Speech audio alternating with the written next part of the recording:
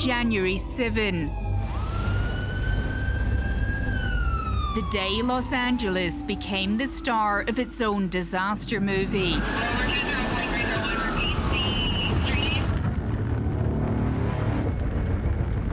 Multiple fires erupted across the city, bearing down on some of its wealthiest postcodes.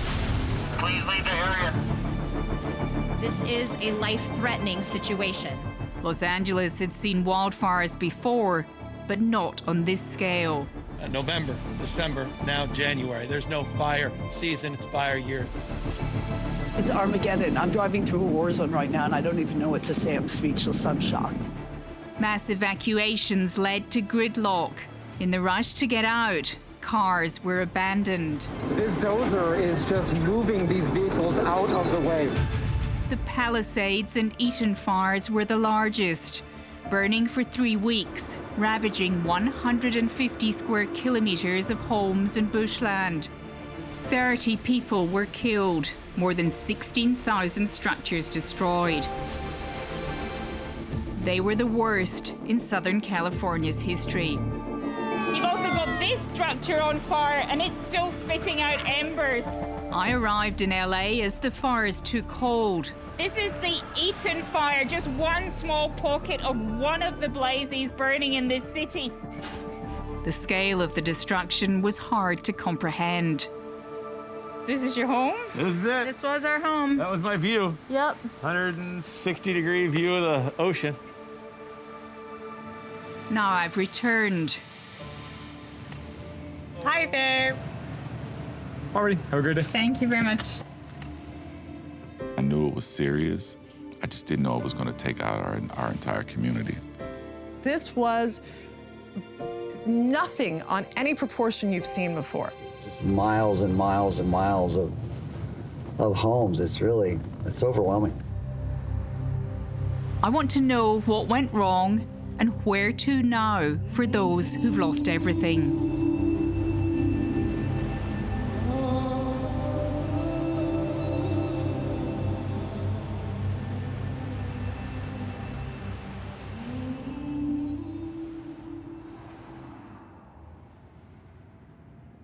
So when we were here, which was the night after the fire came through, it was still thick black smoke here. So that building was still on fire, that building was still on fire.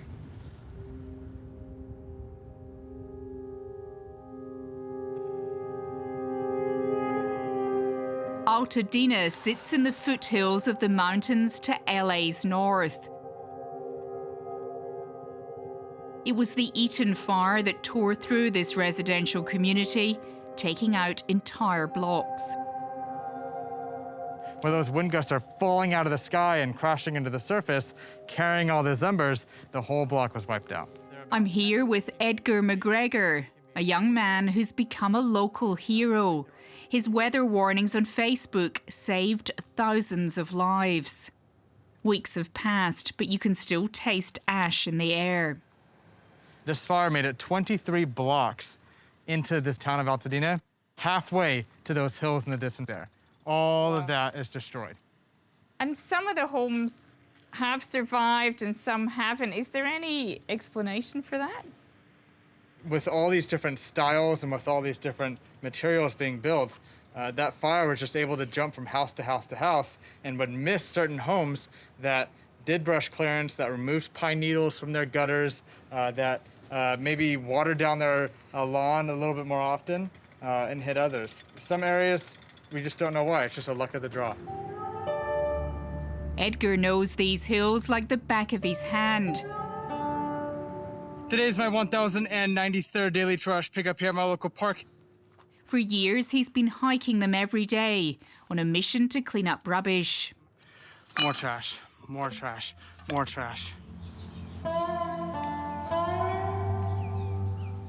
Edgar lives in the neighbourhood. From his bedroom, the 24-year-old meteorology graduate runs an online group providing local-specific forecasts. And why is it so important to have the Altadena Weather and Climate Group? Microclimates. You can drive 3 blocks and have the temperature change 15 degrees Celsius on you. That's how extreme it can be in some of these areas. In the weeks before the fires, Edgar was becoming increasingly worried. There were lots of different things that needed to be in place in order for this fire to be as bad. We needed to have an enormous amount of fuel in the mountains and needed to be very dry. We needed very strong winds. We needed a spark, and all those conditions came together in just the right moment. The perfect storm? The perfect storm, absolutely. On the afternoon of January the 7th, just 2 hours before the Eaton fire began, Edgar filmed this. They were Santa Ana winds, dry, powerful gusts that blow in from the desert, sometimes at hurricane speeds. This windstorm is the strongest in 13 years. We knew that the fire danger was extraordinarily high, and we were warning everybody if a fire were to break out, there wouldn't be much that firefighters could do to stop it. How the fire started is still under investigation. A lawsuit filed against an electrical company alleges this CCTV footage shows the first sparks falling from a transmission tower on a distant hill. Minutes later, fire breaks out. It spreads rapidly, prompting Edgar McGregor to post this video. Because this is imminent. Do not wait for an official evacuation notice. If you think you should leave, get out. Get out. The conditions that night were once in 100 years. And it just happened so quickly that I'm still in shock. I'm still in shock.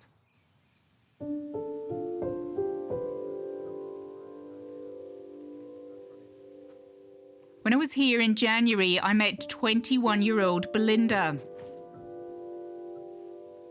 With the fire still smouldering, she was picking through the remnants of the family home in Altadena. At the time, she was on a video call, showing her sisters Kiri and Ade what was left. I'm sorry. You'd like to come back here and rebuild? We're hoping. We'll have to we see. love Altadena. At least what's left. Yeah, it's our home.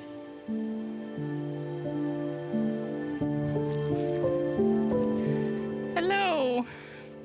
Now I want to learn more of their story. Nice to see you again. Hello. How are you? Good, how are you? Kiri. Kiri, yes. Hi. Hi. Ade. Hello. Hello, how are you? Oh, hanging in there. Yeah? Got a cat head right here. Oh. At least I found this. Oh, you got the cat body as well. Yeah. Didn't survive though, so. We found another one from I remember last time you were here I showed that to you, but we found another one that was salvageable.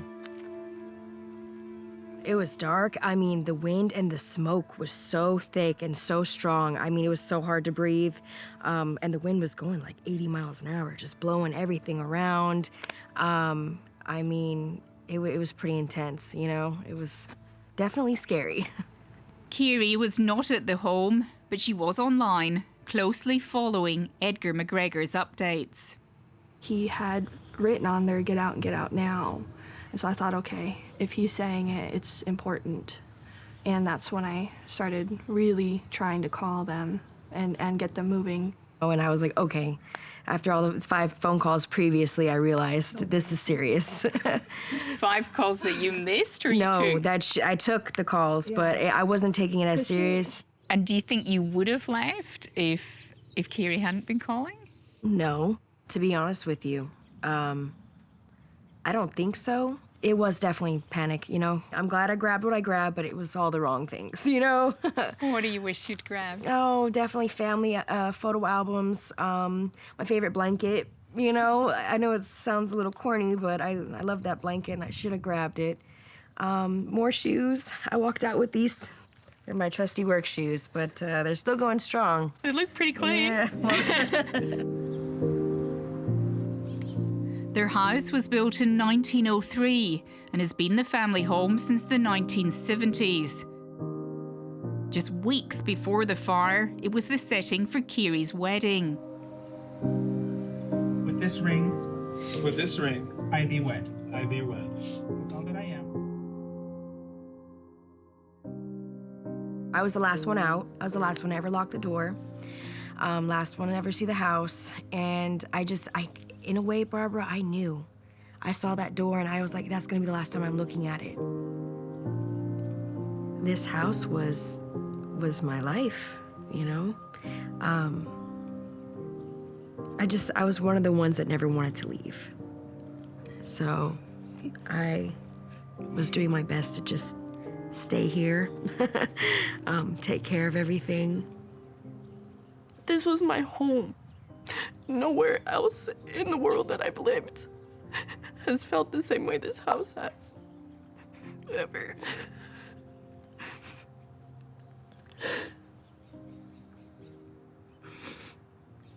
Yeah.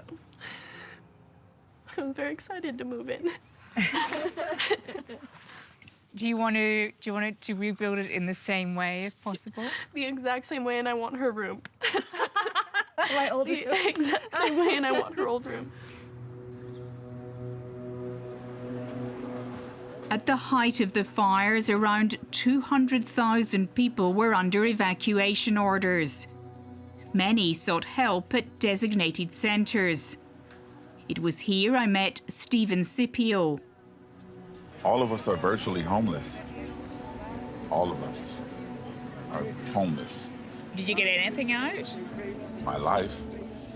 Steven got out of Altadena as the flames approached, saving his parents and children.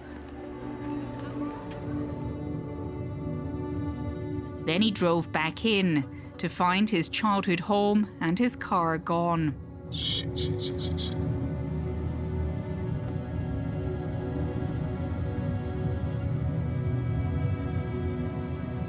the Mozzie. There's Los Flores.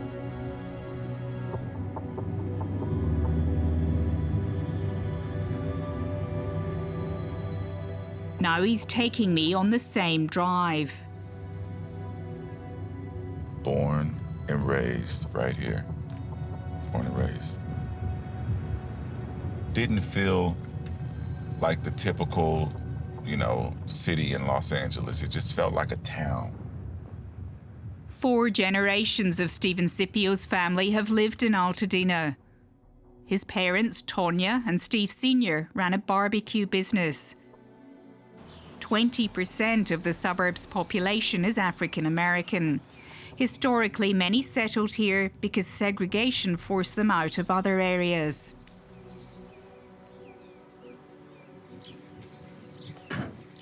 That's it? Yeah. Wow. I don't even recognize this place. Right. I don't recognize it. I'll be honest and say that I didn't know how special this community was until the fires. Nobody sat me down and said, this is the place, that Black people were able to buy homes. It just felt like there weren't people, looking at me out of their windows, what if they don't belong here? Or why don't you go walk your dog somewhere else? I never got that feeling. And this is all in hindsight of me, realizing, this was a really, really special place. Realizing what you lost. Yeah. And it's the home, right? And the memories, but it's the community.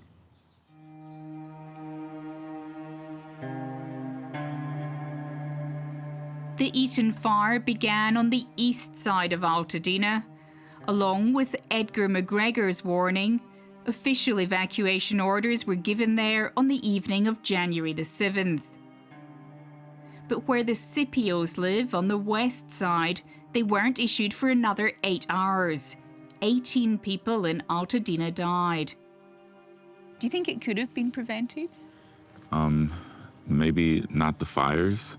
I don't think the fires could have been prevented, but the deaths maybe. 99.9% of the deaths were elderly people. And it's because west of Lake Street was not evacuated until 3 a.m. Steven also can't understand why fire crews seemed so slow to respond. Everybody wants to go straight to conspiracy theory, but I'm not going conspiracy theory. I'm just presenting the facts. I'm not coming up with these things in my mind. I'm telling you what I saw. Before the fire, during the fire, after. I didn't see fire trucks. Today, Steven is sifting through the rubble. Among it, he's found his father's safe. Oh, you got it.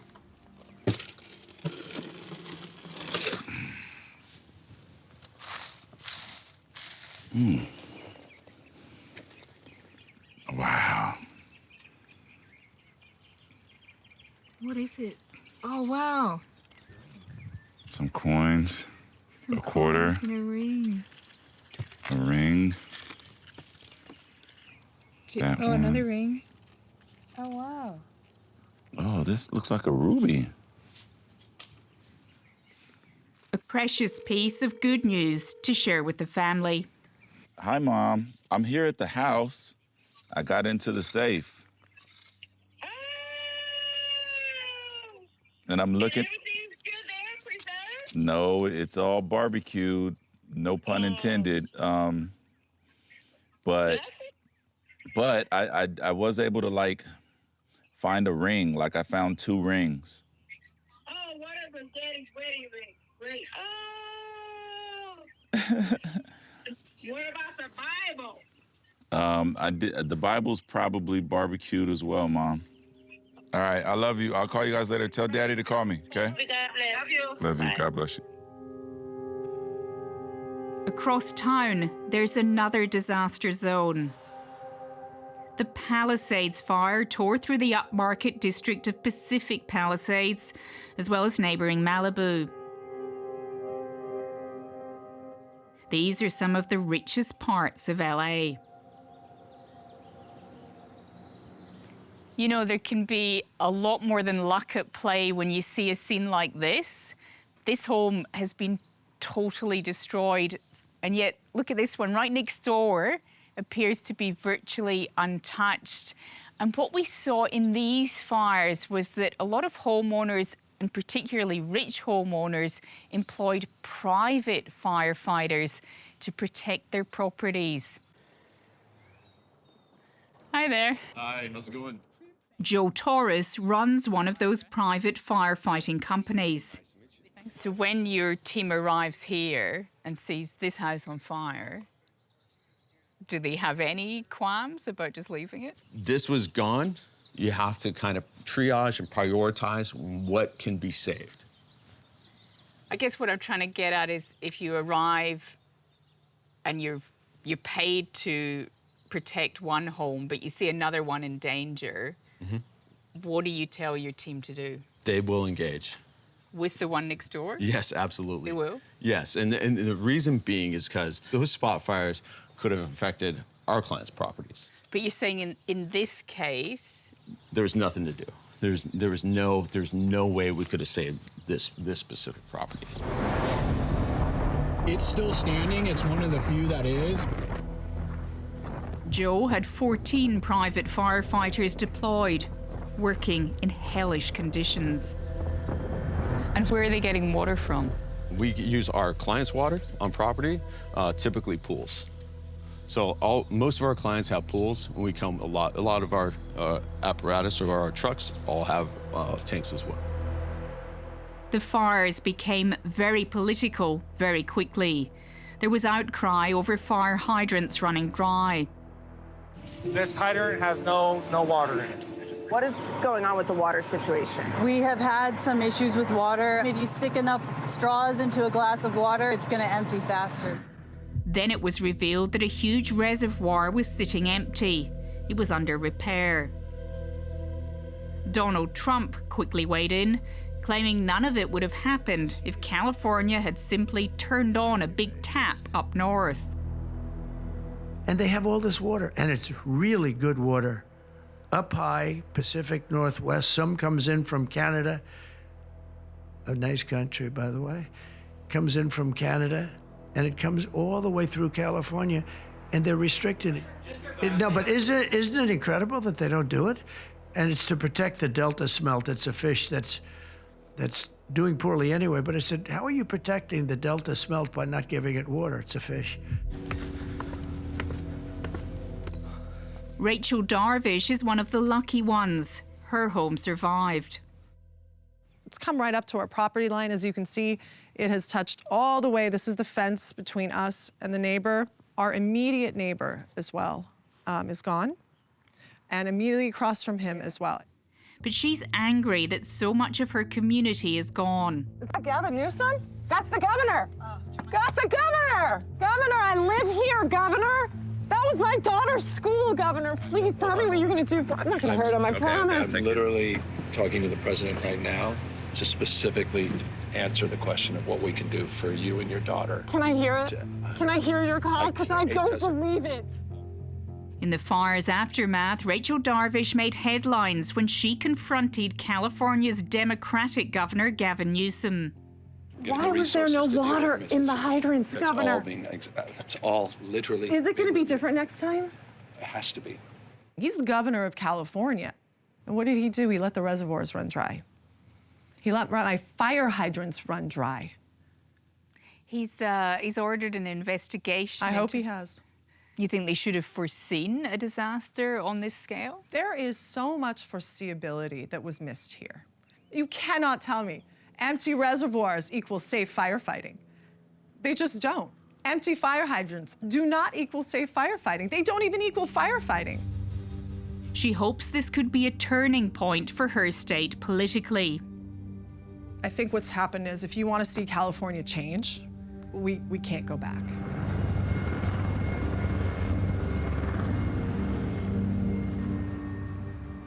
I've come to California's capital, Sacramento, to meet the state fire marshal. I want to put the criticisms of the response to the fires to Chief Daniel Berlant and find out what he thinks went wrong. The fires are still under investigation, but once they sparked, both the Eaton fire and the Palisades fire burned so rapidly that it made very challenging for us to get equipment in, and many of these homes that were destroyed really were destroyed by embers that rained down a mile ahead of the actual center of the fire. And it's really not about how many firefighters you respond to. It's really about how hardened a community is or isn't. And that's really probably one of the focus of the lessons learned from these fires. Was there enough water? You know, water is an item that we're continuing to investigate. There was obviously a lot of discussion about the water pressure in many of the neighborhoods and many of the communities.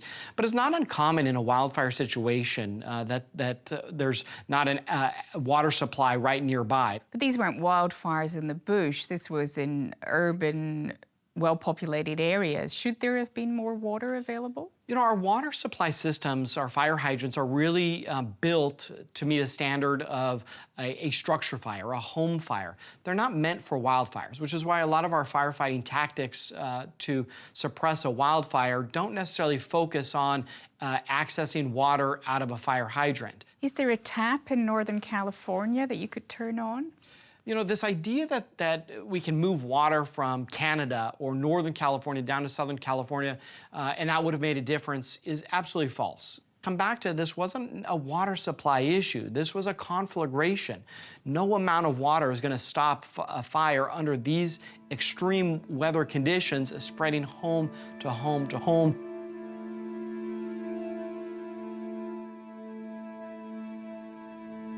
As many times as I've been up here and in the fire zone, it's just completely blows me away every time.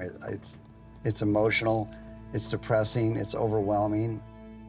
Mikke Pierson, a long-time Malibu local and former mayor, is a member of a volunteer firefighting team who was deployed on January the 7th. Conditions were so extreme, it was just about getting people out. It's pretty hard to try and fight a fire in an environment like this with narrow streets on a steep hill. This is how you get hurt, and you know, life safety #1. Could you ever have imagined a fire coming into an urban community like this? In my worst climate change disaster nightmare, I never saw this happening. It's going to define a generation in this area.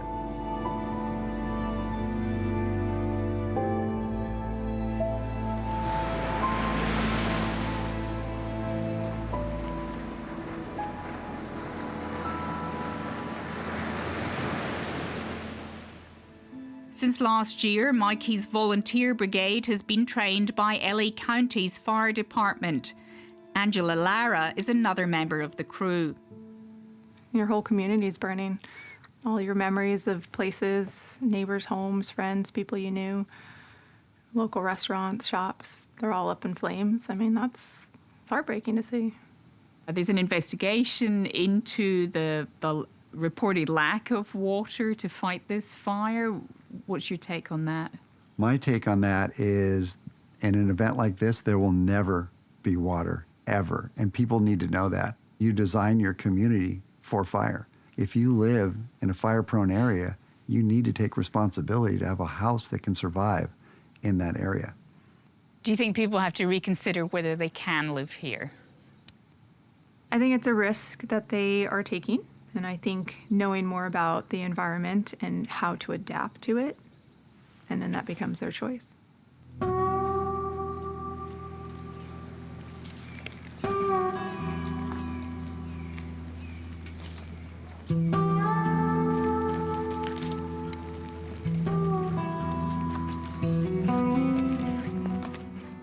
There's so much work ahead for LA. It is overwhelming.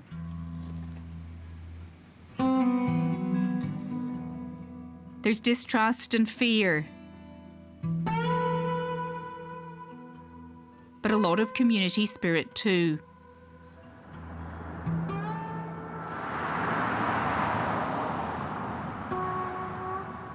Can Altadena ever be like it was? No. Because it's gone. No. Can we do our best to give it that same feel? Yes. And then this is where local government comes in. Just don't change the codes and be money hungry and tell us that we can build, hotels to the roof, like to the skies. Because then you're going to change everything about this community, and you might as well call it downtown LA.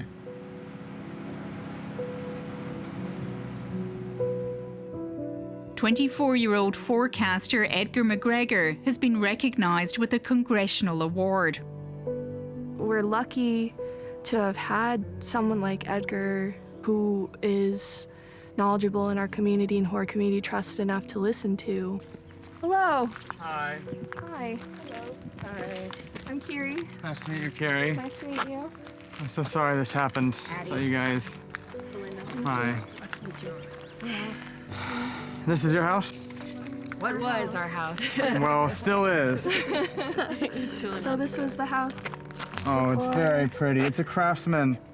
You wouldn't think that a block here could get hit by a fire. Yeah. And it's everything, every house, every which way you turn. Well, thanks to you, we got out, because my sister was... follow your page. Yep. Yeah. And I was like, I've got to have somebody who's localized and who knows what they're talking about. So we thank you so very, much. very You're thankful. welcome. I'm Very so thankful. sorry. Thank you. He's a very shining example of the heart of our community and what we're like up here. And who better than that man? People immediately go to the blame game. That's the easiest thing people do. I want to refrain from that. I'm interested in who's going to help us prevent this from happening to the next American city, because this will happen again. And you just can't run away from problems. And the thing about people from Altadena is we have a lot of dignity. We're proud of what we built here in this community. We're gonna have to go through it, get through it, and move forward.